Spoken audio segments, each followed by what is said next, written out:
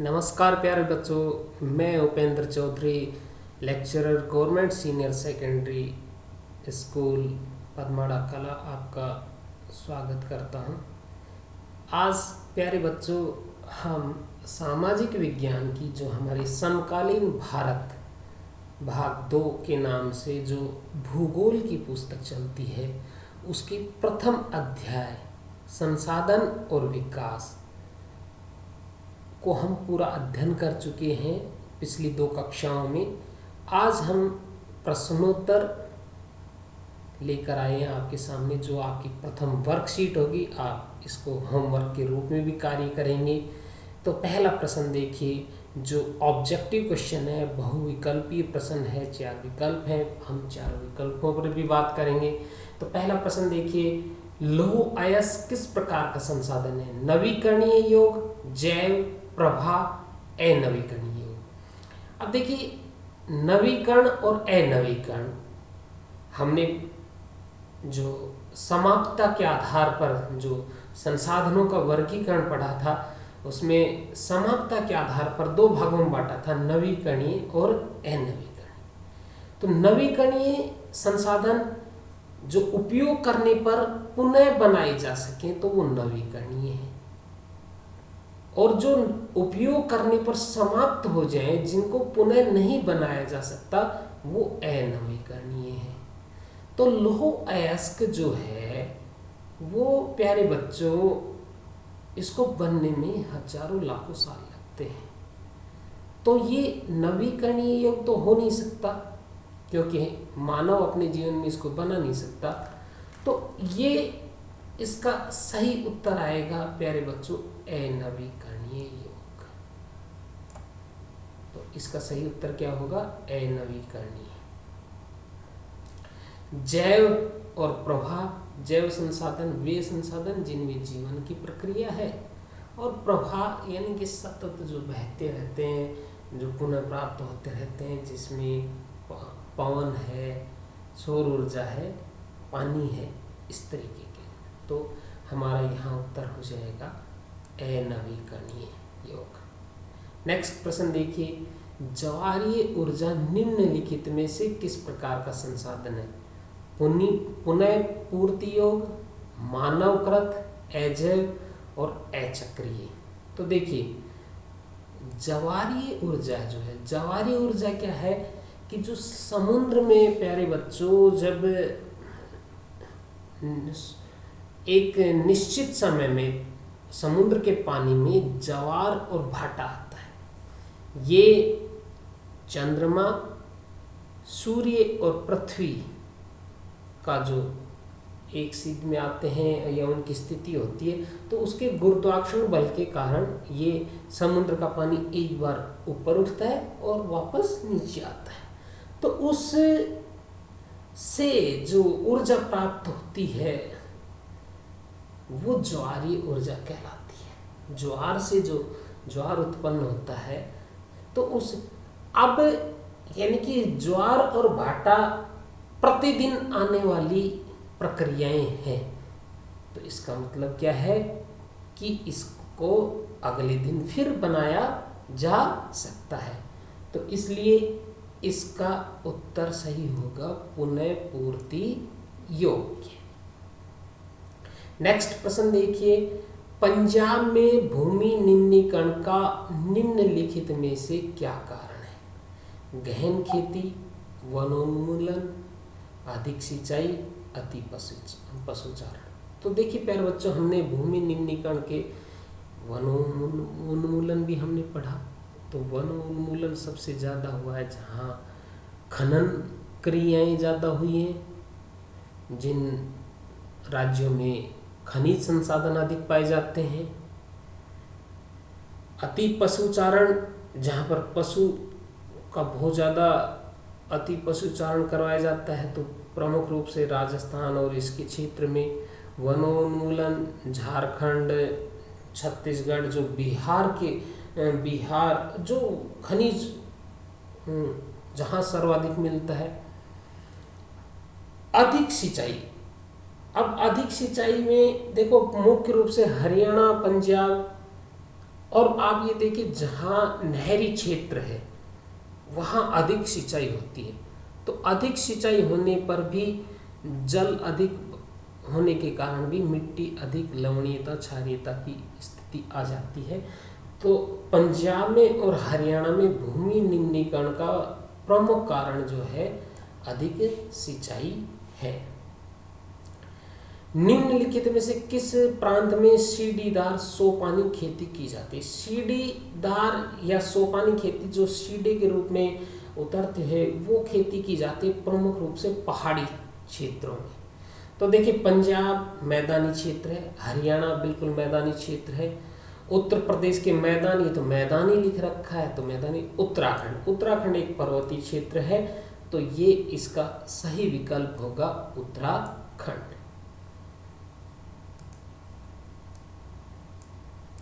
Next प्रश्न देखिए, इनमें से किस राज्य में काली मृदा पाई जाती है? जम्मू कश्मीर, महाराष्ट्र, राजस्थान, झारखंड। प्यारे बच्चों, पहले हमने पुस्तक में मानचित्र का भी अध्ययन किया था। एक बार पुनः हम आपको जो मृदा वर्गीकरण का मानचित्र दिखाते हैं और उससे आपकी स्थिति क्लियर होगी। तो ये है हमारा मानचित्र और देखो काली मृदा जो इस तरीके का जो कलर में मानचित्र में जो ये क्षेत्र दर्शा रहा है, ये जो क्षेत्र है ये सारा ये काली मृदा का क्षेत्र है। अब यहाँ पर मुख्य रूप से देखिए कौन कौन से राज्य हैं। ये तो राजस्थान है, राजस्थान में तो कुछ जरा सा हिस्सा ये क्षेत्र है थोड़ा सा। इसके नीचे ये एमपी हो गया, इसके नीचे महाराष्ट्र, ये महाराष्ट्र है,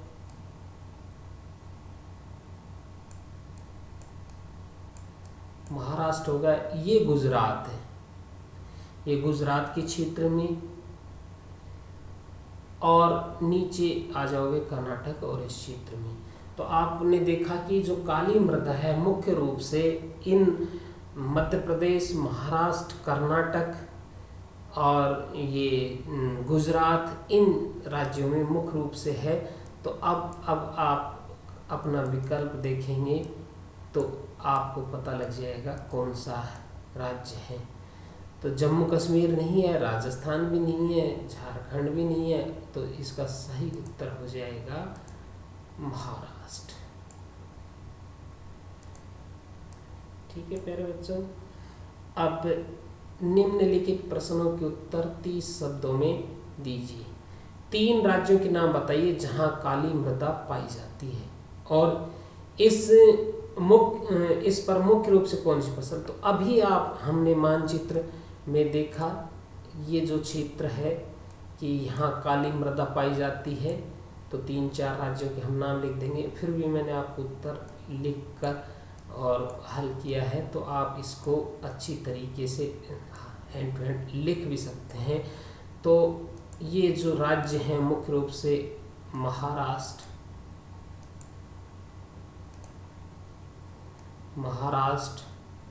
गुजरात, मध्य प्रदेश और छत्तीसगढ़ में काली मृदा पाई जाती है और इस मृदा में कपास की खेती की जाती है। ये आपको ध्यान रखना है, इसलिए इसे कपासी मृदा भी कहते हैं। तो आराम से आप नोट कर लीजिए, एक बार पॉज करके आप वीडियो रोक के आराम से इस उत्तर को आप लिख लेंगे। और अब हम नेक्स्ट प्रश्न पर चलते हैं। तो आप अपना वीडियो को रोक कर आप इसको उत्तर को आराम से लिख लेंगे। ठीक है, नेक्स्ट प्रश्न देखते हैं। पूर्वी तट के नदी डेल्टाओं पर किस प्रकार की मृदा पाई जाती है? और इस प्रकार की मृदा की 3 मुख्य विशेषताएं फिर हम आपको मानचित्र में ले चलते हैं। और अब ये कह रहा पूर्वी तट, ये है प्यारे बच्चों पूर्वी तट। ये जो मृदा पूर्वी तटों पर पाई जाती है, पश्चिमी तटों पर नहीं पाई जाती। इसका कारण क्या है? कारण मैं बता दूं आपको कि ये जो पश्चिमी तटों का जो ढाल है वो समुद्र की तरफ अधिक है, तो नदियाँ यहाँ पर प्रवाहित होकर अपना जल जो है समुद्र में सीधे गिरा देती है, डेल्टा नहीं बनाती है। लेकिन जो पूर्वी भाग पर है नदी, अंतिम समय में जब समुद्र में गिरती है तो ये जो पूर्वी जो तट है वो थोड़ा सा समुद्र तट से ऊपर उठा हुआ है, और उस कारण से यहाँ पर नदी डेल्टा का निर्माण करती है। डेल्टा यानी कि जब नदी अंत में जब अपना पानी समुद्र में गिराती है तो उसके पानी की गति कम होने के कारण उसमें जो मिट्टी के कण हैं वो वहाँ पर जमा हो जाते हैं, और जो उस नदियों के बीच में जो मिट्टी का जमा होता है उसको डेल्टा बोलते हैं। तो देखिए ये है जलोढ़ मृदा, और जलोढ़ मृदा मुख्य रूप से ये नदी प्रवाहित होती है इन क्षेत्रों में पाया जाता है, और ये जो ब्रह्मपुत्र नदी और इधर जो गंगा यमुना नदी का जो क्षेत्र है, और बाकी ये जो पूर्वी तटों पर। तो कौन सी मृदा पाई जाती है? अब हमारा उत्तर हो गया जलोढ़ मृदा। तो पूर्वी तटों पर किस प्रकार की मृदा पाई जाएगी? जलोढ़ मृदा। 3 प्रमुख विशेषताएं, चलो इसको भी आप देख लीजिए, इसकी क्या क्या प्रमुख विशेषताएं हैं। तो पूर्वी तटों पर किस प्रकार की मृदा पाई जाती है? जलोढ़। और जलोढ़ मृदा किसे कहते हैं? जो जल के द्वारा बहाकर लाई गई है मृदा, वो जलोढ़ मृदा। तो जलोढ़ मृदा पहली तो इसकी विशेषता बहुत अधिक उपजाऊ होती है, बहुत अधिक और बहुत अधिक उपजाऊ के कारण यहाँ गहन कृषि की जाती है। गहन कृषि किसे कहते हैं? एक कृषि वर्ष में 2 या 2 से अधिक जहाँ फसल उगाई जाती है उसे गहन कृषि कहा जाता है। और जलोढ़ मृदा में गन्ने, चावल, गेहूं, दलहन की प्रमुख रूप से खेती की जाती है। तो आप इस उत्तर को आराम से उतार लेंगे, आपको ये दे। अब नेक्स्ट प्रश्न में चलते हैं। आपको उत्तर उतारना है बच्चों, तो वीडियो को रोक कर आराम से वापस देखकर आप इसको उतार सकते हैं। नेक्स्ट, पहाड़ी क्षेत्रों में मृदा अपरदन रोकने के क्या कदम उठाने चाहिए? तो वापस हम अपने उत्तर में देखो, पहाड़ी क्षेत्र में जो मुख्य रूप से जो पहला है समोच्च रेखाओं के समानांतर जुताई। यानी कि प्यारे बच्चों हमने अध्ययन किया तो उसमें ये भी था, अगर ढाल पर खेत है, ऊपर से नीचे की तरफ या नीचे से ऊपर की तरफ करेंगे जुताई तो उसमें एक तरीके से पानी बहने के लिए नालिका के समान बन जाएगा और तेज गति से पानी बहेगा। तो इसलिए ऊपर से नीचे की तरफ जुताई ना करके समोच्च रेखा यानी कि गोलाई के रूप में इस तरीके से उसकी जुताई की जाए जिससे पानी रुक कर आए। सीढ़ीदार कृषि या सोपानी कृषि भी इसे बोलते हैं। तो जो ढाल में जो खेत होते हैं छोटे छोटे, उसको भागों में बांट कर उसको सीढ़ी के रूप में बनाकर, और नेक्स्ट है बड़े खेतों को पट्टियों में बांटकर। तो बड़े खेत ना करके छोटे छोटे खेत पट्टियों में बांट और फसलों के बीच में घास की पट्टियाँ उगाई जाए ताकि वो पानी तीव्र गति से प्रवाहित होकर ना आ सके। नेक्स्ट प्रश्न प्यारे बच्चों जो है वो है आपका जैव और अजैव संसाधन क्या होते हैं। कुछ उदाहरण हमने आराम से पढ़ा था, फिर हम आपको बता रहे हैं। जैव संसाधन वे संसाधन कहलाते हैं जिनमें जीवन की प्रक्रिया है, और अजैव संसाधन वे होते हैं जिनमें जीवन की प्रक्रिया नहीं होती, यानी कि निर्जीव जो वस्तुएं होती हैं।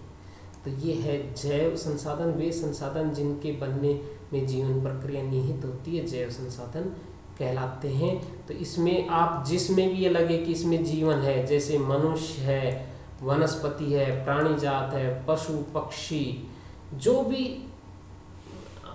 जिसमें जीवन है वो सब जैव संसाधन में आ जाएंगे। और अजैव संसाधन में निर्जीव वस्तुएं आती हैं, और अजैव संसाधन जैसे चट्टानें हैं, धातुएं हैं प्रमुख रूप से। तो ठीक है प्यारे बच्चों, आप इसको अपने होमवर्क में कीजिए, और इसी प्रकार हम प्रश्नों का हल आसान से आसान भाषा में आपकी में लेके आएंगे। प्यारे बच्चों, ठीक है, धन्यवाद। हमारे चैनल को देखते रहिए, लाइक करते रहिए, सब्सक्राइब करते रहिए। धन्यवाद।